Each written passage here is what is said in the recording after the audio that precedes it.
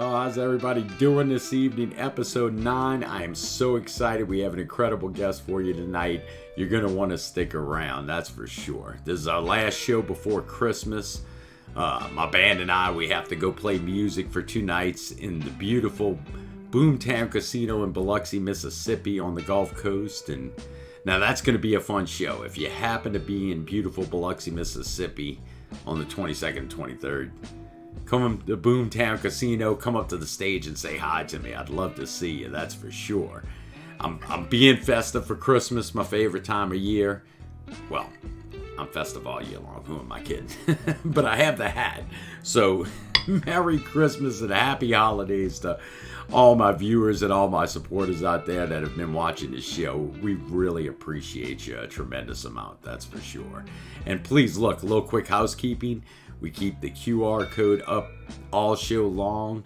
If you want to support the show, just the QR code will take you straight to buymeacoffee.com. Cheap cup of coffee is all it takes to support the show and help us to keep bringing you great indie authors, entertainers, and artists. We'd love for you to consider visiting, I can't even talk because of the alcohol, but we'd love to have you visit us at buymeacoffee.com and support the show. And look, if you really want to get crazy supporting the show, this QR code will take you straight to our merch page. We have all kinds of great stuff. What do we got for you here? We got, let's see, everything. Hats, coffee mugs, even t-shirts, even a leather-bound notebook for you authors and artists out there. I'll tell you what. And of course, the official Cocktails with Cav drinking glass. You can have a cocktail with us while we do the show. But really, our merch that's a lovely way to support the show and get you some great swag in the process. Well, enough of all of that. Look, let me get this hat off. It's making my head hot with all this alcohol. All right, look, please, ladies and gentlemen, help me welcome to the stage the incredible debut author, K.E. Jennings. Oh, K.E., I'm so glad you could join us tonight. I've been so excited to have you on, and you're coming to us live from Washington State, I understand. Yes, Washington State. That's right. Oh, great. Well, we're going to have a great Cocktails with Cav tonight. I've got my standby crayon and 7. How we doing for tonight's conversation on your end? Good. We're doing good. Good. What you drinking over there? I have cranberry sans anything in it, but I'm drinking with you in spirit. So that works. That works. Oh, great. Well, geez, no, I tell you, when we first met on X and started having conversations, you just been wonderful to talk to and having fun and just I'm really excited about your debut novel and I think it's just it's gonna be wonderful but we like to get the readers out there and the viewers to get to know the creators, and especially as hard as indie authors struggle and do all that kind of work that comes with writing a book, But why don't you tell us a little about yourself? I know you got some great hobbies and all those kind of good things. Yeah, absolutely. Thank you for having me on. I appreciate it. My pleasure. I live here in Washington. We're known for the rain, of course. It doesn't always rain, but it does a lot of the year. We have mountains and beaches and one of the highest gas prices in the country. So that's awesome as well. Right. What's it up to out there by you on the West Coast there in the Northwest? last time I checked, it was like $4.40 a gallon. So it was in the $5 range, but it went down and now it's come back up again. So you made me swallow my drink wrong. I was. We're down here where the tap valve is, and we were wanting to riot when it got over $3. So you guys have to be suffering a little bit. Oh yeah, we just take it totally. We're just like, all right, you got to fill it up. So what are you gonna do? Yeah, true. I mean, there's not much. You don't have much choice, that's for sure. No. But how's Yeah, I know. I think I had read you did some hiking, or you like to hike too as well up there, because that's got to be beautiful country for sure. Oh yeah, absolutely. Hike a lot, and try to get out as much as possible. It's just like the thing is getting there early enough because it's super crowded. So if you don't get up to the parking lot by, I don't know, like 8:30, it's full of people. There's so many people that actually go hiking. So yes, you have to go really early, but that's not a problem for me. I like to go like after people have already gone on the trail a little bit to scare some of the wildlife away, and then I'll go. So have you ever had one of those fighting off the bears and cougars while you're hiking, or? Oh my gosh, no. Well, I have heard sounds when I've been out, but I haven't seen anything. Just seen moose, which they're big, or elk. I'd rather elk. They're not the same thing, but is it moose and I've or seen meese? No, I don't. But I have seen tracks. I've seen bear poop, and I've seen bear paw prints out there, like hours out. So yeah, they're there. They're everywhere. But you don't really want to see one. I do a little hiking myself. I think I'm hitting the Appalachian Trail for a little bit come next year. But yeah, I guess you have your standard fare. Got your bear spray with you, and all that kind of. Yes, yeah. Oh yeah. I carry bear spray everywhere. I have a canister in my car actually, because you just never know when someone's gonna be crazy. So yeah, right. Yeah, yeah, keep it in the car. It's better than mace, I think. So yeah, I imagine it would be. Yeah. Oh well, that's. But yeah. So, and you do. I think you do surfing too. I was reading. I know we had conversed a little bit because I sail a lot down here. Here on the beautiful Gulf Coast. But yeah, you do some surfing up there too. How is that? I've always been interested in surfing. It's awesome. It's different. So if you're scared of the ocean, then it's terrifying. But if you're not scared of the ocean, then it's pretty cool. It's cold though here, really really cold. So you can go out, maybe like half hour, 45 minutes before your face is just frozen, like bright red frozen. So you wear the gloves and the booties and the whole, everything. So that you don't freeze up.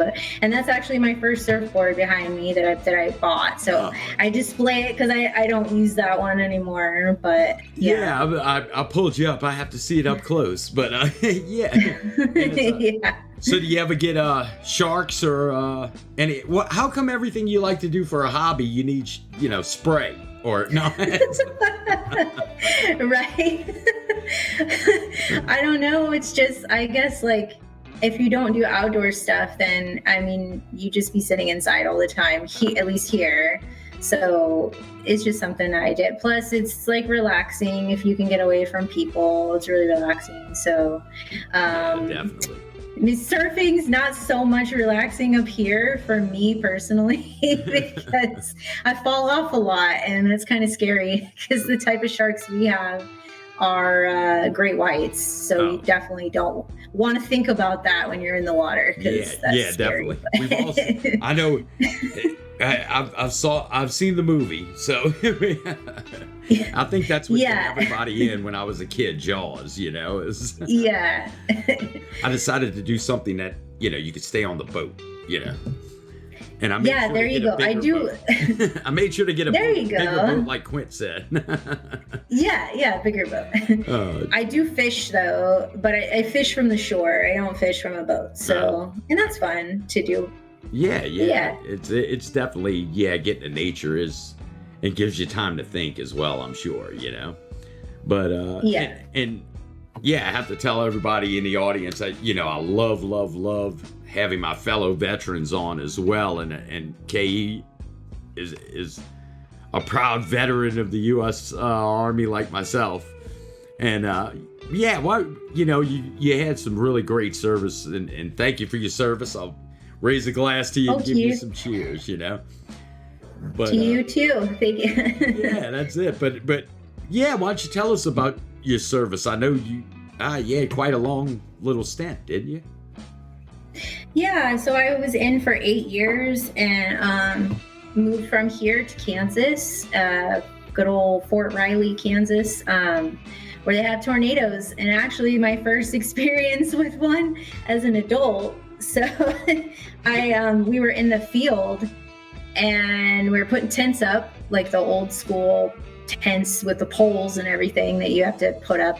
And we saw like clouds start to form. I don't know, maybe 3 to 5 miles away, and a tornado started coming down, and I was like, oh my God, like, what do we do? And they were all calm, like, oh, we'll see which direction it's going. Like, are you serious? Like, stay out here? Like, so. I don't, well, if it comes this way, we'll see. Yeah, like, we're in Humvees, like, we can't go that fast to get away from it. So that was pretty wild. But yeah, so that was a very interesting place to live when you're not from the Midwest, and then to just be like living there all of a sudden was quite different. But yeah, I can believe. And then does it look like the movies represent it? Yeah, it's dark. Everything gets kind of still, and the air's just like hanging.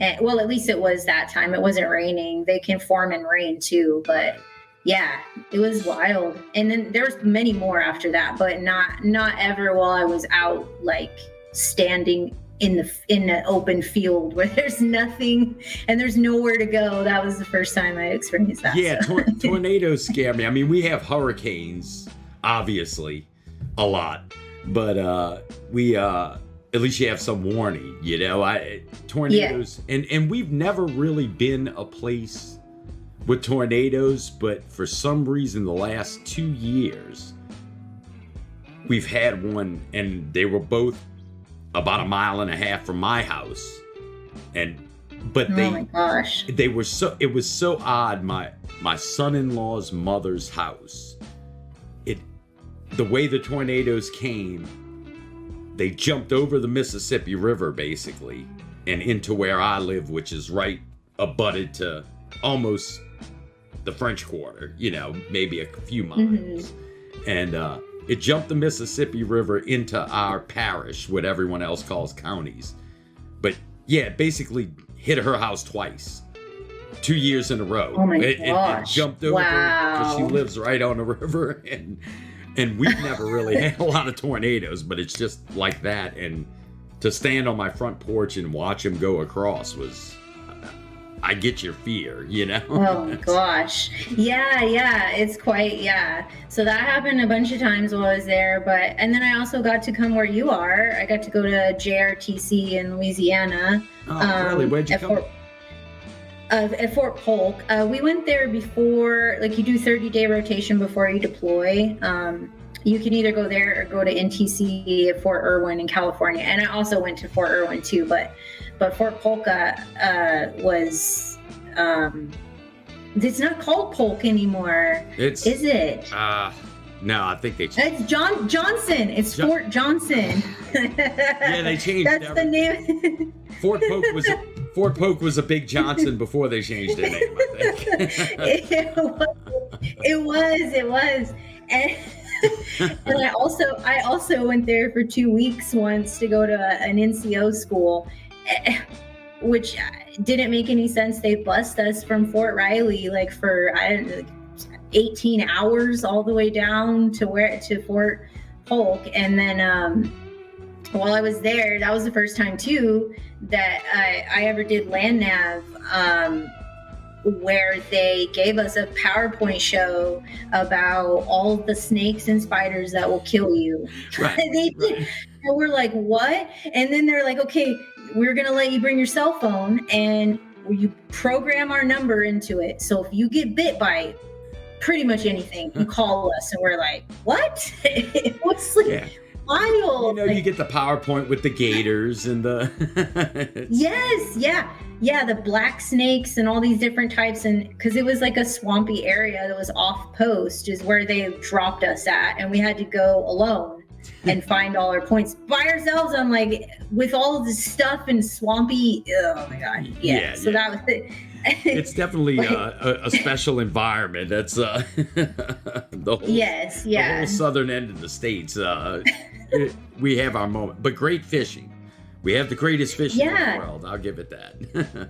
Yeah, they gave us quite the fish fry before we left. It was like a meal out in the field. So that was cool with crawdads and like everything. They had everything. So that was good. But yeah. So after that, I went to Iraq and I spent, it was supposed to be 12-month deployment during the surge time and everything with, I went with combat engineers. I wasn't a combat engineer, but I was assigned to them.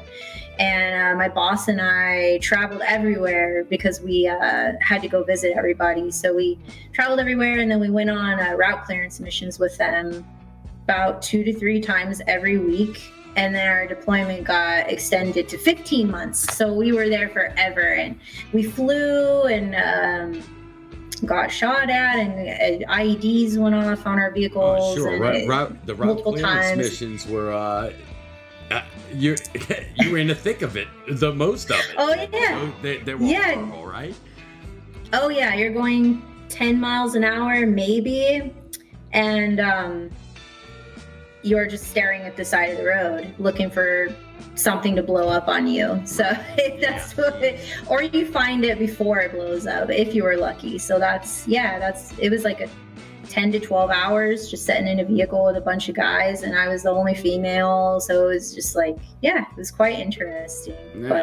And then after that I ended up in Germany and then got out of the army after a couple years in Germany. So awesome. Where were you in Germany? I spent some time in Stuttgart with the army as well. I love nice.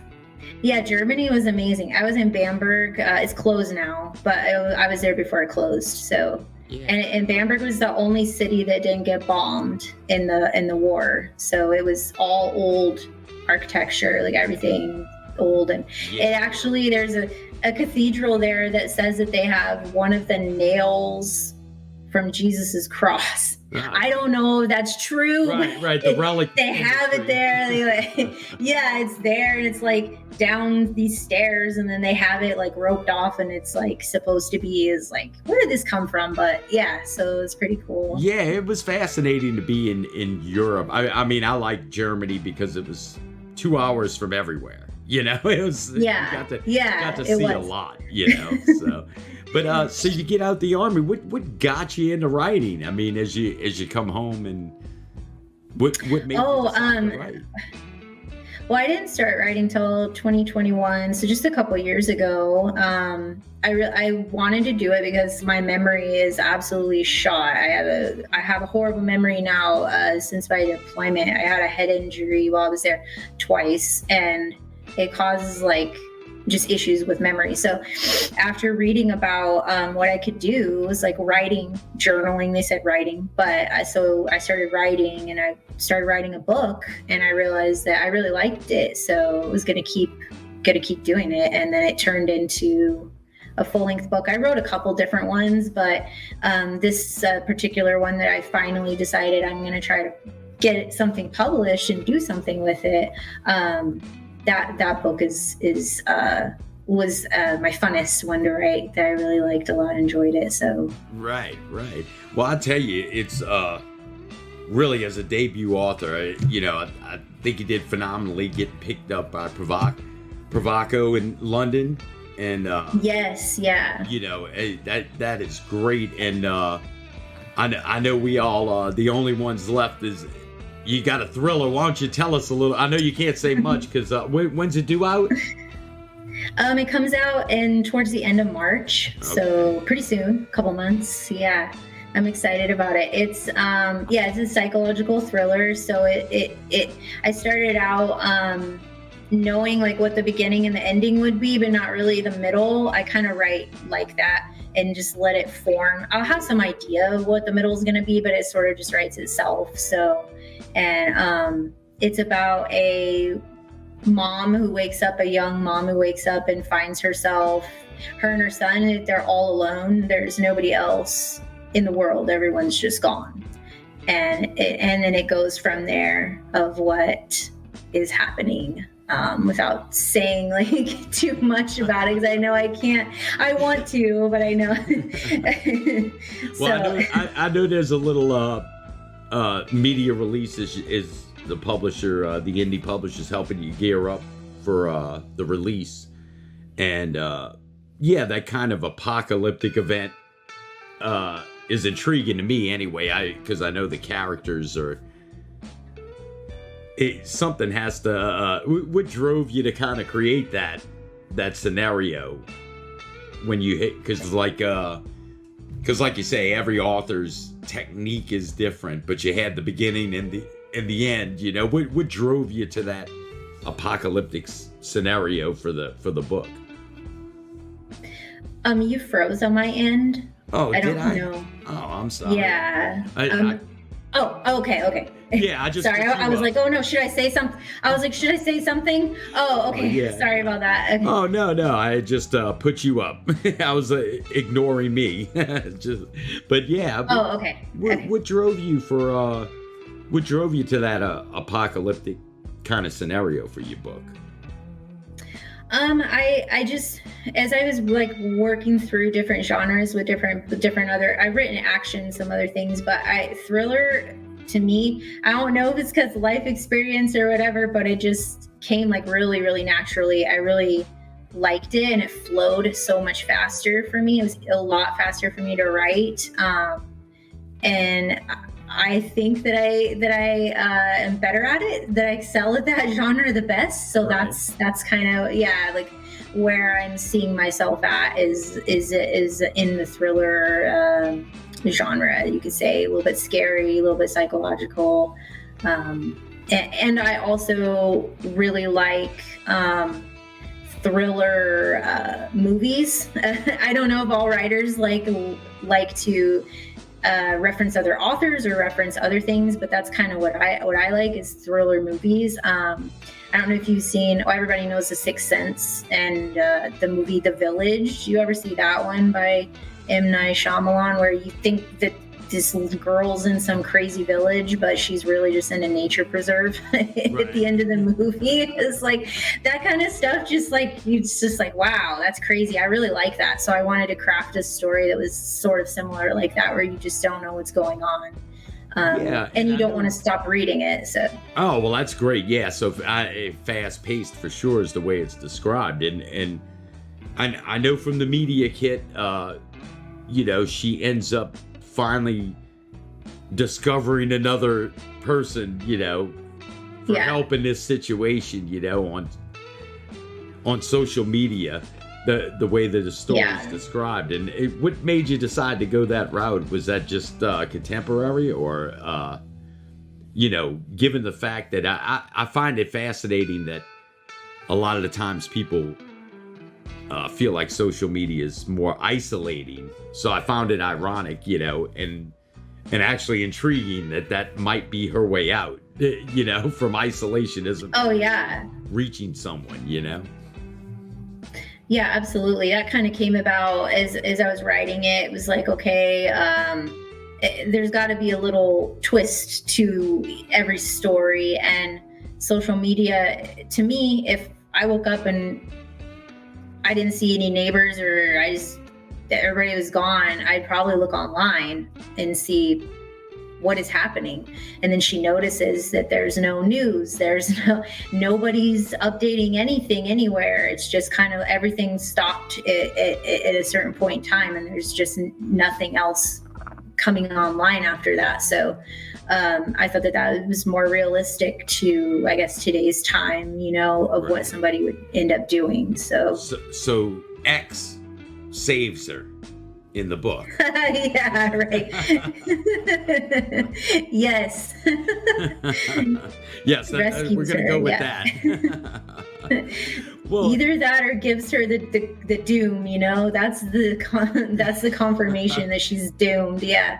Oh, well, yeah, I'll tell you what, the story definitely sounds intriguing. And I know, why don't you tell us a little bit too, how you as a debut author, that it's phenomenal. You got picked up by the indie publisher, and I know they're giving you some great support and getting ready for the launch in March. How did you get hooked up with Pravako? To help other authors that might know, Oh, yeah, for sure. I found them on Instagram. They had an account on Instagram, and I know there's a lot of littler indie publishing houses on Instagram too, but I just thought, I just looked at them. They were one of like 30 that I sent the book off to.